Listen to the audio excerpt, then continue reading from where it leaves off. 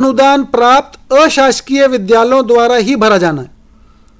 जो 3.1 आपके प्रपत्र में प्रश्न है उसमें ये वाला जो भाग है 3.1 वाला जो प्रश्न है ये सिर्फ प्राइवेट अनएडेड स्कूल्स ही भरेंगे। बाकी स्कूल्स जो प्राइवेट अनएडेड नहीं है, मान लीजिए कोई गवर्नमेंट स्कूल है, तो वो ये प्रश्न का उत्तर नहीं देगा, वो इसको खाली छोड़ देगा। पहला प्रश्न इसमें हम पूछ रहे हैं, वर्तमान सत्र में कमजोर अथवा वंचित वर्ग के कितने बच्चों ने कक्षा 1 में प्रवेश के लिए आवेदन किया। ये शिक्षा का अधिकार आरटीई के अनुसार जो 25% कोटा होता है बच्चों को एडमिशन देने के लिए, उससे संबंधित यह प्रश्न है। यहां पर हम पूछ रहे हैं करंट एकेडमिक ईयर में कमजोर अथवा वंचित वर्ग जो डिप्राइव्ड स्टूडेंट्स होते हैं उनका कितने बच्चों ने आवेदन किया था कक्षा 1 में एडमिशन के लिए, प्रवेश के लिए कितने बच्चों ने आवेदन किया था। आपको यह संख्या लिखनी है। उन बच्चों में से, अगला प्रश्न, उन बच्चों में से वर्तमान सत्र में कमजोर अथवा वंचित वर्ग के कितने बच्चों को कक्षा 1 में दर्ज किया गया। जितने बच्चों ने आवेदन किया था उनमें से कितने बच्चों को एडमिशन दिया गया वर्तमान सत्र में, उसकी संख्या लिखनी है।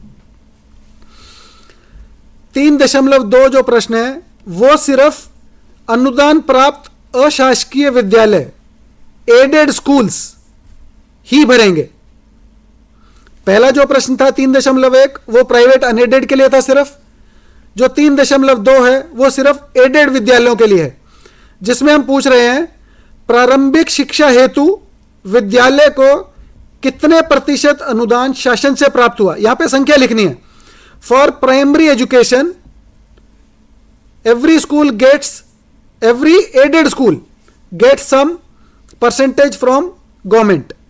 यहां पर वो लिखना है कि प्रारंभिक शिक्षा हेतु विद्यालय को शासन से कितना अनुदान प्राप्त हुआ है, उसकी प्रतिशत लिखना है। यहां पे परसेंटेज लिखनी है। 10%, 20%, 25%, 40%, जो भी परसेंटेज है वो यहां पे परसेंटेज लिखनी है संख्या में। इसी प्रश्न का अगला भाग है जहां पर हम पूछ रहे हैं निःशुल्क शिक्षा हेतु कुल कितने बच्चों को कक्षा 1 में प्रवेश दिया गया वर्तमान सत्र में। For free education how many students have been given admission in class 1। कक्षा 1 में वर्तमान सत्र में कितने बच्चों को फ्री शिक्षा, निःशुल्क शिक्षा के लिए एडमिशन दिया गया है। यह प्रश्न का उत्तर गवर्नमेंट एंड एडेड शासकीय एवं अनुदान प्राप्त विद्यालय द्वारा ही भरा जाना है।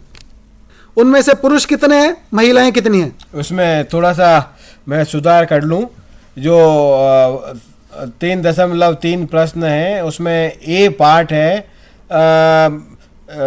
स्कूल मैनेजमेंट कमेटी के में कुल कितने सदस्य हैं, और दूसरा भाग है उसका उसमें से नंबर ऑफ पेरेंट्स गार्जियंस सदस्य कितने हैं। उसके बाद में ठीक है number of representative nominee from the local authority.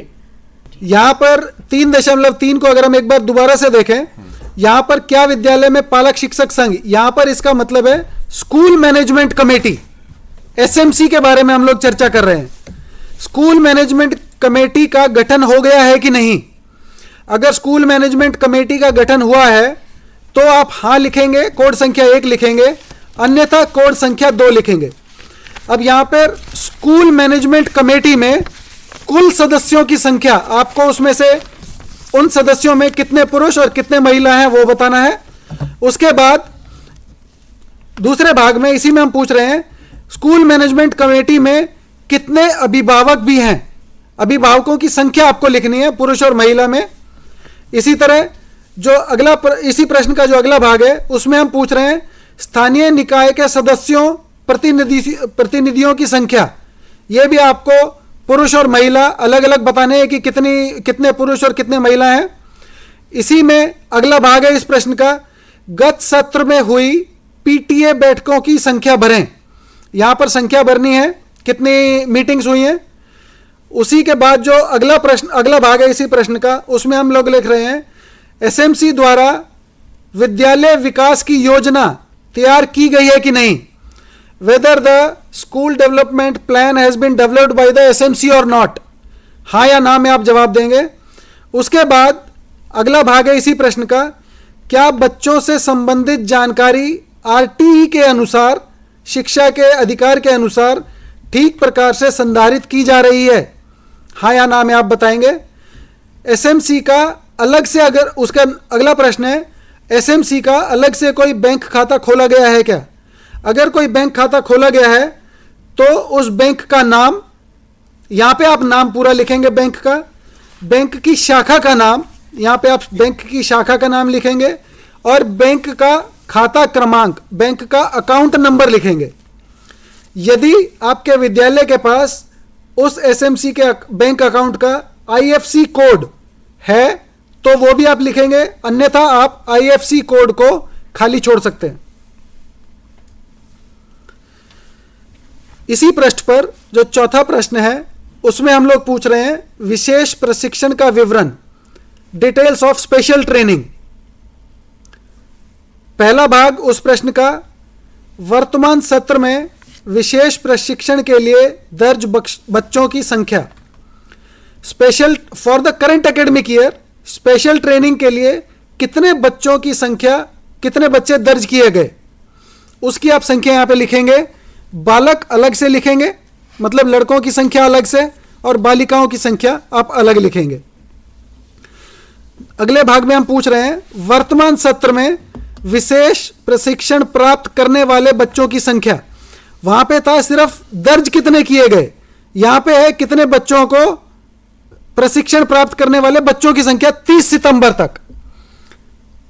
वर्तमान शैक्षिक सत्र में 30 सितंबर तक कितने बच्चों को विशेष प्रशिक्षण प्राप्त करने के लिए उनको यहां पे लिया गया है, वो आपको बालक अलग से, बालिकाएं अलग से बताना है। अब ये दोनों प्रश्न तो वर्तमान शैक्षिक सत्र के थे।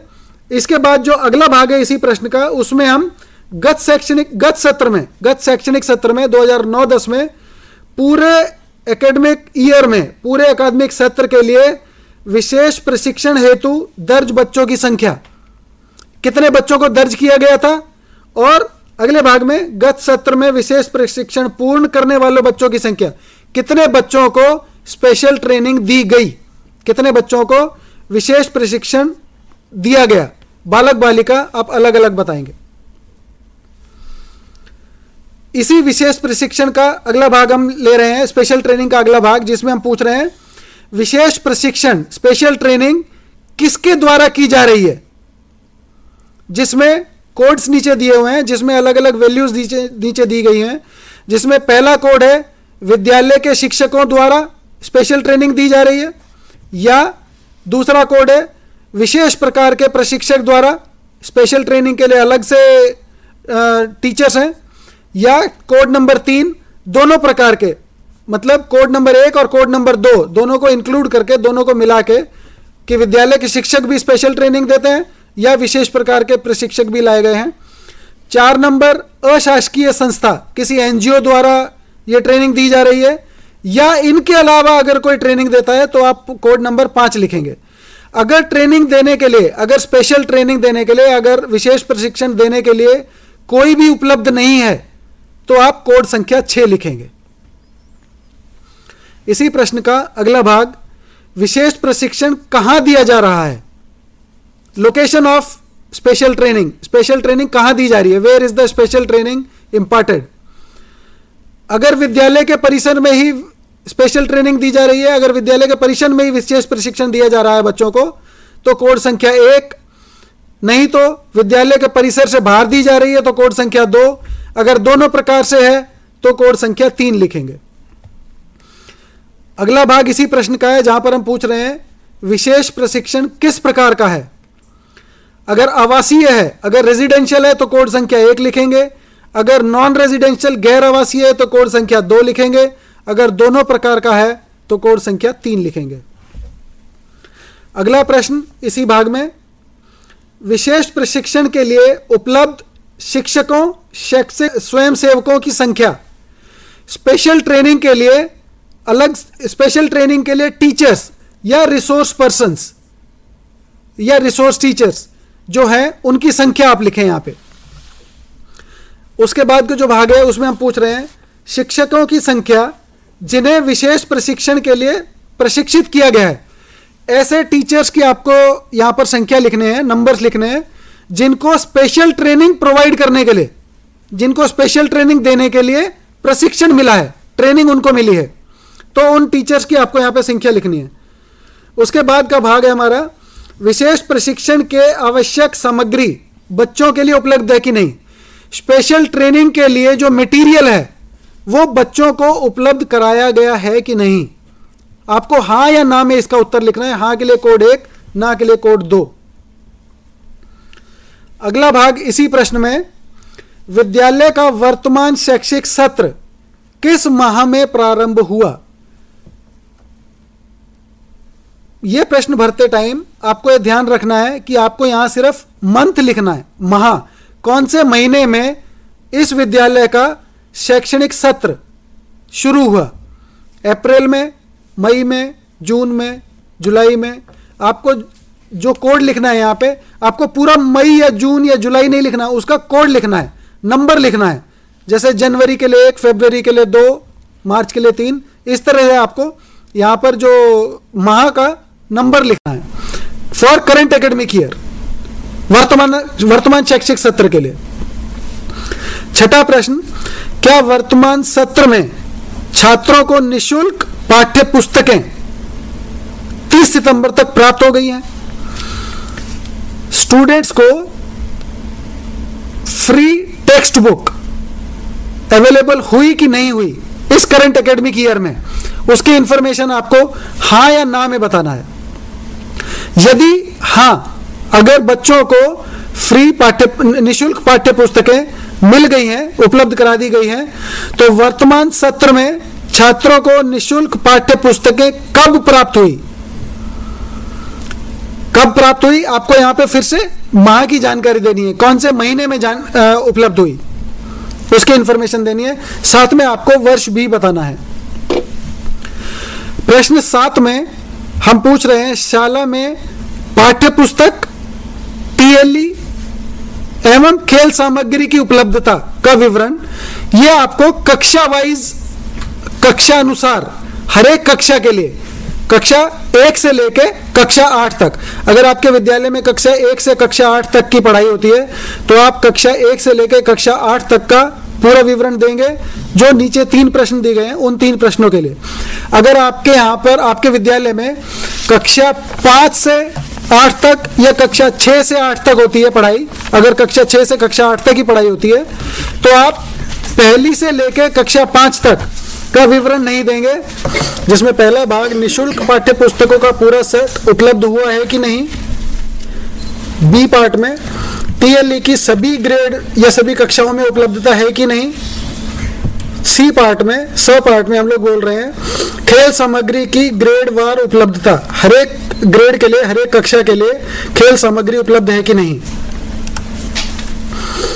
अगला प्रश्न, आंकड़ा संग्रह प्रपत्र में अगला प्रश्न, जहां पे हम लोग भौतिक सुविधाएं एवं उपकरण के बारे में जानकारी मांग रहे हैं। Physical facilities of the school, जिसको कि पिछले वर्ष तक हम बिल्डिंग इक्विपमेंट फैसिलिटीज के बारे में पूछते थे, यहां पर हम पहला प्रश्न पूछ रहे हैं विद्यालय में भवन की स्थिति, status of the school building. उसमें कोड के अनुसार आप जिस तरह की आपके यहाँ पे विद्यालय की स्थिति है, भवन की स्थिति है, आप उसका बताएंगे, कोड लिखेंगे। दूसरे प्रश्न में हम पूछ रहे हैं विद्यालय में शिक्षण कक्ष तथा अन्य कक्षों की संख्या, जिसमें कि आपको classrooms used for instructional purpose and rooms used for other purpose, that means other rooms. Other rooms means जो शिक्षा के अलावा जिस कार्य में यूज होते हैं, मान लीजिए स्टोर रूम है, स्पोर्ट्स रूम है, उस तरह के कक्षों की संख्या आप बताएंगे। कुल शिक्षण कक्ष कितने हैं, टोटल क्लासरूम्स कितने हैं, और कुल अन्य कक्ष, टोटल अदर रूम्स कितने हैं, उसके बारे में आप बताएंगे। अगले प्रश्न में, इसी प्रश्न का एक भाग है विद्यालय में भवन का प्रकार, आप बताएंगे प्रकार किस तरह का है, जिसमें कि आपको कक्षों की संख्या, रूम्स की एंड क्लासरूम्स की आपको संख्या बतानी है। अगर पक्का विद्यालय है, अगर जो भवन है वो पक्का है, तो उस पक्का भवन में शिक्षण कक्षों की संख्या, क्लासरूम्स अच्छी स्थिति में कितने हैं, सामान्य सुधार के योग्य कितने कक्षा हैं, और अधिक मरम्मत योग्य जिन कक्षाओं को अधिक मरम्मत की जरूरत है वो कितनी है। Same information